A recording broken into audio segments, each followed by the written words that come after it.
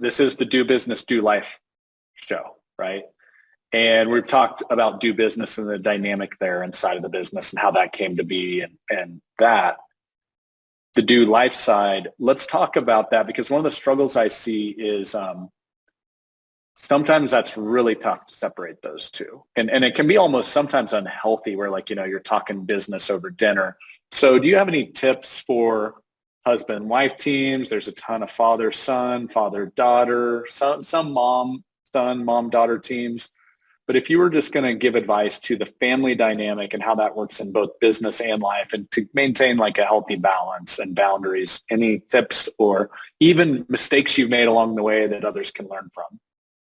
Yeah, I would say for any husband and wife team, read Rocket Fuel, because Oh yeah, that would have that helped. book The Enneagram test and that book Rocket is Fuel. gold. I would say definitely. I mean, I think we've repeated some of this. Do the Enneagram. Know your partner's number, because you got to know like the healthy side and then the unhealthy side.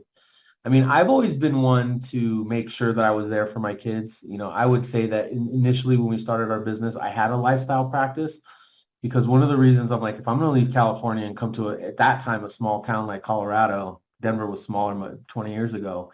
I want to be at every practice. I want to be at every birthday. I want to do everything.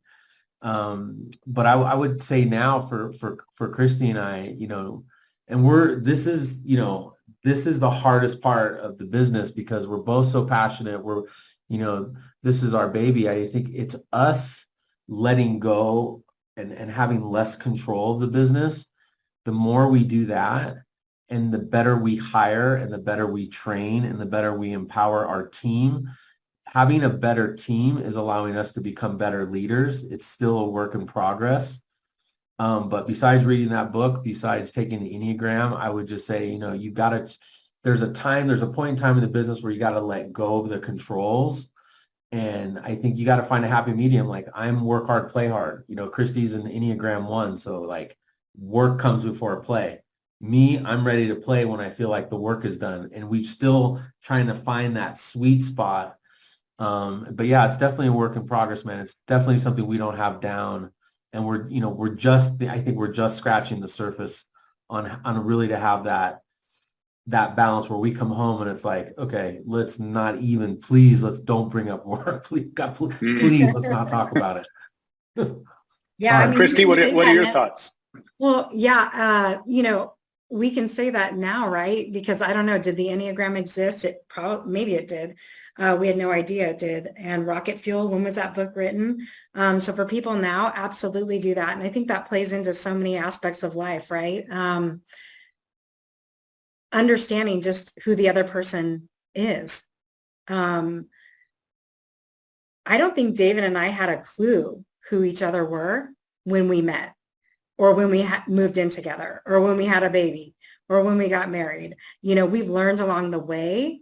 And then some of the growth that has come from having challenging times, talking to friends, talking to family, therapy, Enneagram with you, reading books, learning actually too about yourself, because I've said for myself, the most impactful thing for me about the Enneagram was understanding who I was in that space when I was in an unhealthy space. And I'm like, ugh, I don't want to be that. Self-awareness. I think you guys have spoken a lot about self-awareness. A lot of the themes have been a lot about self-awareness. So I think the combination of being self-aware and understanding your partner, whether that's your spouse or just your business partner, that's huge, right? Because you're getting a little bit of an insight into their mind and like their heart and their soul, because you never know how someone's going to interpret something. We think we know how they're going to take it, but we say it one way and they take it a total different way. And so understanding how that person operates, how they digest information, then you understand a little bit more about how to communicate it, which helps everything. And if I could make one more point, and I forgot to mention this, is that Christy and I are working every day to make sure we are aligned in our decision making. I would think, like, I have a bad habit of just coming in and going, blah, versus meeting with Christy, being aligned, checking my ego out the door. So one of the things that's helped us, here's a tidbit, is that we were meeting more. But Yeah. up until a couple of years ago, we were only meeting once a month trying to run this business. Now we're meeting at least once a week, and we're implementing getting out of the office. I just got to drag her out of the office. Getting out of the office one Friday a month for like 3 or 4 hours to work on our big rocks. But for any husband, wife, father, dad, or just any integrator and visionary, let's call them that, if you are not aligned, your team is going to be off balance.